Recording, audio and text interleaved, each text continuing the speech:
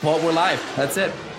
So welcome, Major Sam Larson, RaZZ, my Thunderbird pilot when I went for my flight.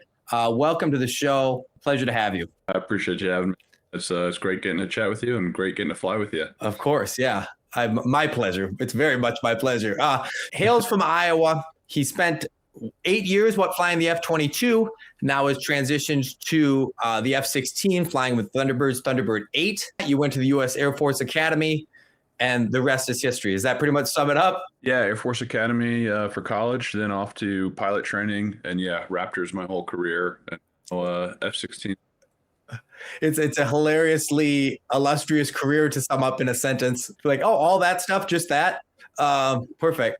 But yeah, an incredibly impressive human being. I don't want to gas him up too much, but the whole Thunderbirds organization is incredible from the top down. And that's what everyone that I brought with me was just saying. They couldn't believe the professionalism, the attitude, the unbelievable nature of the program. So talk to me a little bit about the history of the Thunderbirds and the mission that you guys have. Yeah, you bet. The team was started in 1953, and we weren't so much designed just to be the Air Force's team or a recruiting pool for the Air Force, but more so designed to be America's.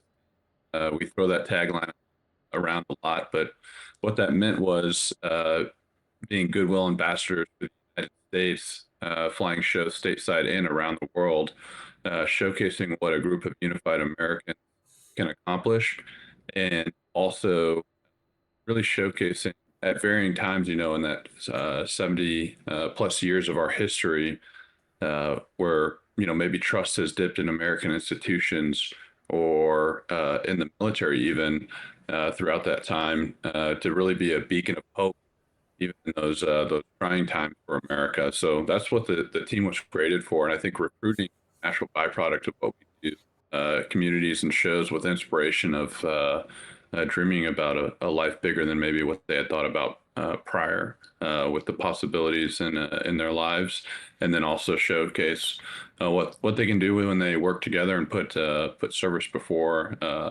self, because that's what this team is all about. It's about giving more than you take, and really putting the patch, both the Thunderbird patch and the U.S. flag we wear on our arm, above yourself. And that was really the origin story of how you got involved in flying as well, right? You went to air shows as a kid? I sure did. Yeah, right here in the Midwest, I had an air show right by my house where I grew up in Davenport, Iowa. So I'd have jets flying over the house. I remember vividly seeing the Thunderbirds come ripping over the house and just being enamored. I went to that show every summer, and I was hooked at a very young age. And I wasn't sure how I was going to do. I didn't really have like a clearly defined path. You come through the Air Force Academy, and then you go to 22s. You're part of the flight demonstration team in the F-22. You do that for a long time, and then you make the leap, or I don't know if it's a leap or a lateral transfer, probably a matter of opinion. And you go to the F-16, a little bit of a different flight platform, my understanding, similar but different, right? But what's that transition been like? I understand this is the first year with the Thunderbirds? It is my first year. Yep. Like you said, I got to fly demonstrations, never here in Duluth, unfortunately, but for 2 years flew demonstrations in the F-22. Never thought I'd get to be a part of the Thunderbirds having done that, but a little bit of right place, right time, and this door kind of opened. Obviously, super thrilled, just with the prospect of being a Thunderbird. But yeah, going from the F-22 last fall, had to do the quick conversion training to the F-16. It's just a few flights, but it's definitely challenging, relearning everything, all your habits, and being in a new jet. As you said, the F-16, F-22 share some similarities in how they fly and how you operate them, but definitely a challenge. But it was a great exercise in airmanship, and it was a lot of fun. And then, yeah, on board with the team as number 8, you get 3 years with the team.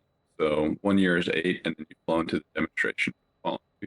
So let's talk a little bit. I know we have a little bit amount of time, so I do want to get through a couple things. Let's talk about our flight, because this is the only time I'm going to be able to have you vouch for the fact that the things that we did and how it went. So talk to me a little bit about what our flight plan was, some of the things that we were able to accomplish during that flight. Yeah, absolutely. So we tailor our flights to the person we're flying with. So with you, we're able to push it up a little bit, which was awesome. And not just the F-16, but kind of the Thunderbird way of operating the F-16. And so starting off with a quick climb takeoff, max AB, going straight up to 10,000 feet. And we immediately, this is a little bit standard as the rest of the team was getting ready for the show, we started ripping sneak passes over the Duluth airport. So we're just about 200 feet off the ground, just under the speed of sound, ripping air, which is, again, a pretty aggressive way to start a flight. But you handle it amazing. Rarely do on these hometown hero flights and go fly over the Duluth lift bridge and kind of downtown Duluth there. So taking the sights. And then I think the coolest thing we do, and Jake, you can probably shed some light what your favorite part was, but rejoining with the rest of the team in the show and flying through some maneuvers with them, seeing how close this team flies in formation, how dynamic it is up there. That kind of culminates with that Delta burst maneuver. So on Friday, we were flying that slot position, if you will, and we got to see 5 other F-16 just burst apart away from us as we're, again, about 200 feet off the ground going into max AB, which is pretty cool. And then in the flight, always with some aggression again, pulling 9Gs. We got 9Gs, I think it was 2 or 3 times, which is righteous. So we had a blast. We did the first 2 that were kind of, I don't know what you want to call planned. We're like, we're going to do it. Here we go. And then when we pulled that last sneak past, max AB launch, you were like, oh, we ripped another one out of there, as we twirl into the sky. Yeah, which was incredible. And like so many people now since this and have seen that I did it have asked like what it's like. And it's so impossible to describe. It's just like everything you would hope it would be, it is, in terms of the thrill and the power and the speed. But also the sensations you're feeling are just, you're like, it's like a roller coaster, but like not really. It's like way different, but it's what a sensation. One thing that I want to shed light on, which is crazy, we did those 9G maneuvers, and that lasts like what, maybe 3 seconds, something like that. Yeah, 3 to 5 seconds. Yeah. You said that you once did almost 90 seconds. Is that right? Yeah, in dogfighting environment, yeah, in the F-22, between 7.5 to 9 Gs for a minute and a half for some of these dogfights, which wears you down a little bit, but yeah, to say the super least. Awesome that you are you are now part of the 9G club and have done that.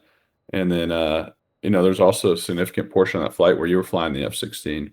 Which I think is pretty cool. You were a natural, you got to see it's pretty intuitive once you kind of get a feel for the airplane.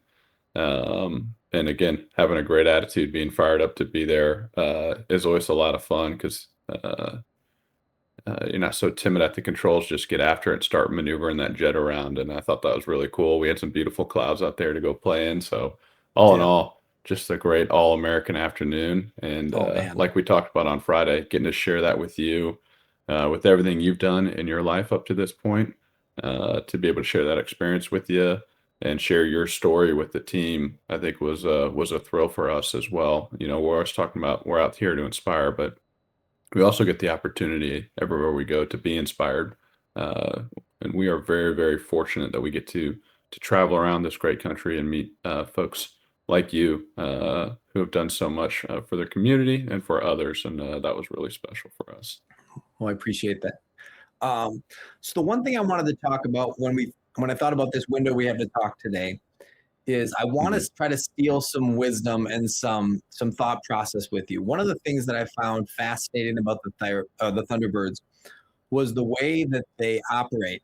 And I discovered this, that they fly and then they debrief, and sometimes the debrief is significantly longer than the flight. And it's all a matter of perfecting the craft. And so I have that question, and I have another one. I'm going to ask them in tandem and let you run, because I think that they might meld and mix a little bit. The other question is, from the outside looking in, I would have guessed that the organization, the radio comms, things like that would be really like hyper tight, hyper professional, hyper like rigid. And it wasn't, despite the fact that you're operating at the highest levels of human performance, literally, obviously super professional, super proficient, but also like loose and fun, and everyone's having the time of their life. And like the radio communications are kind of loose and like happy and like joyful. It's, where's the balance between professionalism and love of the game, for lack of a better term? And then also, if you could expound on the thought process behind these long-winded debriefs. Sorry, that was a huge question. No, that's all good. Yeah, so the debriefing, at the end of the day, the Thunderbirds are a fighter squadron, and we derive our debriefs really from fighter culture, which is the debrief's always going to be longer than the flight. Sometimes it can be 8 to 10 times longer than the flight, depending on what you're flying.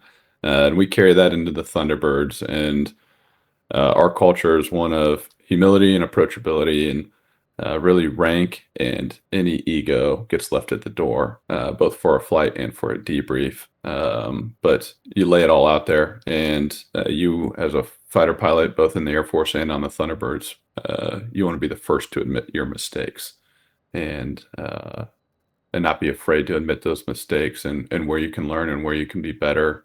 I think it's really cool, and it's how we really effectively grow as pilots and as people.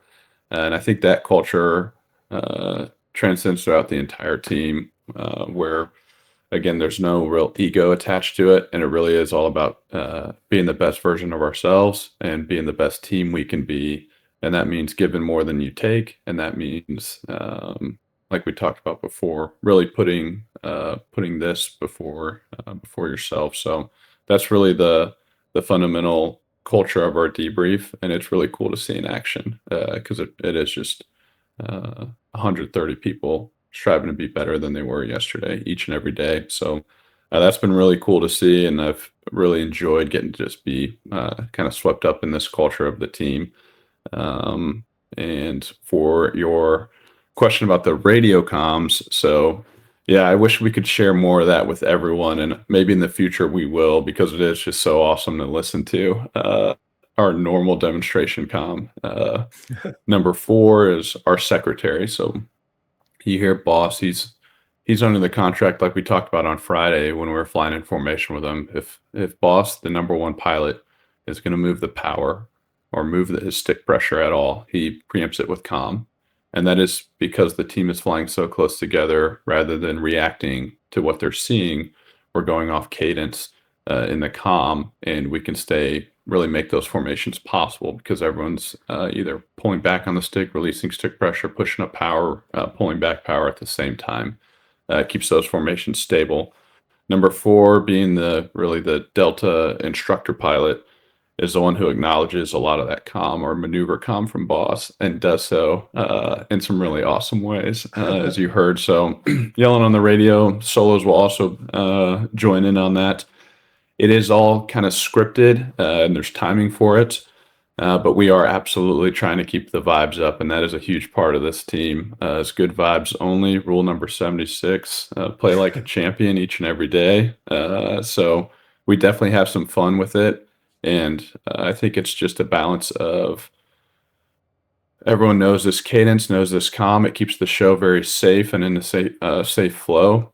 But also we acknowledge the fact that what we're getting to do, even though we sometimes fly this, twice a day, 6 days a week, we never want that to be lost on us, how fortunate we are, and how awesome it is that we're getting to do this. And so bringing the good vibes is a huge part of this team, and we do that through some of that radio comm.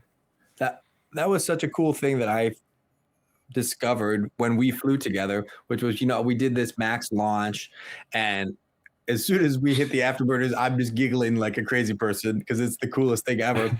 But then we shoot up and we level out, and you have a moment where you laugh and you say something to the effect of, man, it never gets old.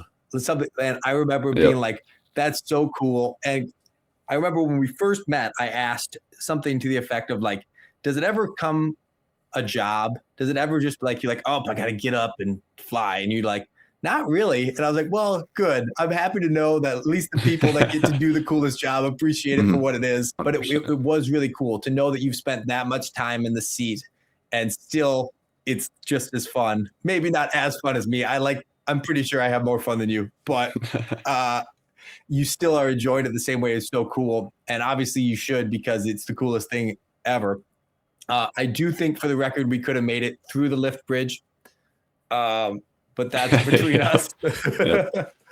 I um, think so too. Yep. Yep. so as we kind of wrap up here, I want to just say thanks again, man, to you and the entire Thunderbirds program. It was just such a unbelievable, once in a lifetime experience to feel the power of that jet and fly with the team and see sights that almost nobody in the world ever gets to see. And I feel just so privileged for the opportunity to have been a part of it.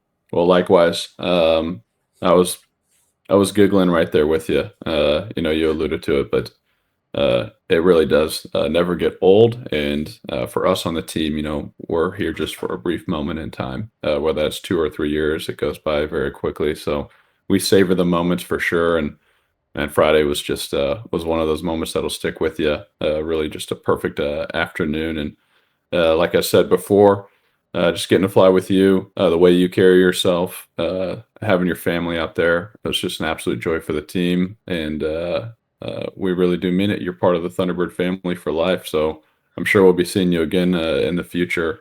And again, just thrilled you flew with us, and really thankful for all you've done with your life up to this point. So really awesome getting to share this experience with you. Thanks for coming on the show and good luck with the rest of the season. I appreciate it, Jake. Thanks for having me on the show. Thanks for taking the step to go fly with us. There's a lot of folks who see that and say, maybe in the next life, but that's a little bit too much for me. But you jumped right at the opportunity and just absolutely crushed it.